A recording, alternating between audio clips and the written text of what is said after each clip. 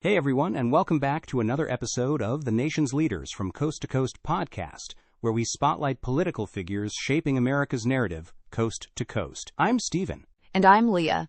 Today we're heading to the Northwoods of Wisconsin to profile Representative Tom Tiffany, one of the most staunchly conservative voices in the U.S. House of Representatives.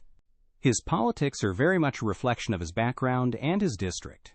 Before he was a legislator, he was a small business owner in the tourism industry, right? That's right, and it's a key part of his story.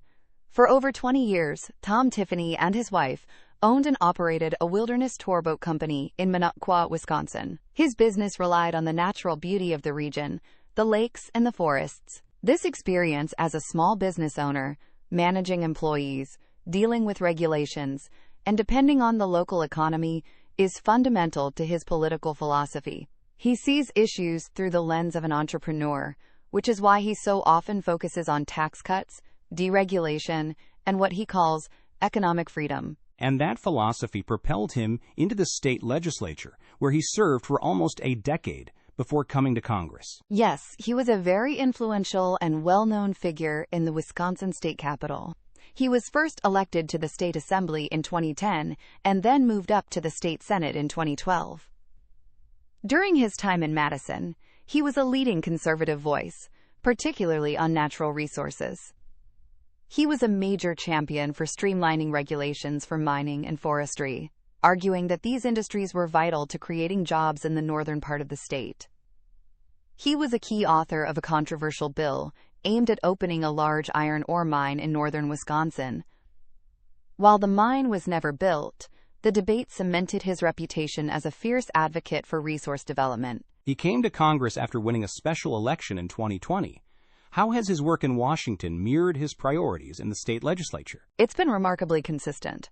He secured spots on two committees that are a perfect fit for him, the House Natural Resources Committee and the House Judiciary Committee. On the Natural Resources Committee, he continues his work of advocating for increased logging on federal lands, opposing federal environmental regulations that he believes are burdensome, and promoting mining. On the Judiciary Committee, he is a key conservative voice on issues like immigration and border security, gun rights, and what he and his colleagues term the weaponization of the federal government.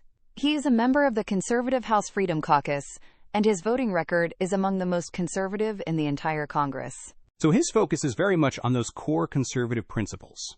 How does that connect to the specific needs of Wisconsin's 7th District? His district is the largest in Wisconsin, covering a huge, rural, and heavily forested area known as the Northwoods. It is a culturally conservative part of the state, where the economy is heavily reliant on tourism, timber, and agriculture. So when he advocates for the logging industry or fights against federal water regulations, he is speaking directly to the economic concerns of his constituents. His staunch defense of the Second Amendment resonates deeply in a region with a strong hunting tradition. His political brand is built on being an authentic, unapologetic voice for the values and the economic interests of rural northern Wisconsin. It sounds like he is a clear example of a legislator who is a direct reflection of his district's political identity. Absolutely. There is very little distance between Tom Tiffany's personal philosophy, his legislative priorities, and the prevailing political culture of the Northwoods. He is not a moderate trying to appeal to the middle. He is a deeply conservative legislator, representing a deeply conservative part of the country. His supporters see him as a courageous and principled fighter, who is standing up for their way of life against what they see as overreach from the federal government. His career, from tour boat operator to one of the leading conservative voices in Congress, is a story of staying true to a consistent set of principles. That's our profile for today. Thank you for listening to The Nation's Leaders from Coast to Coast podcast.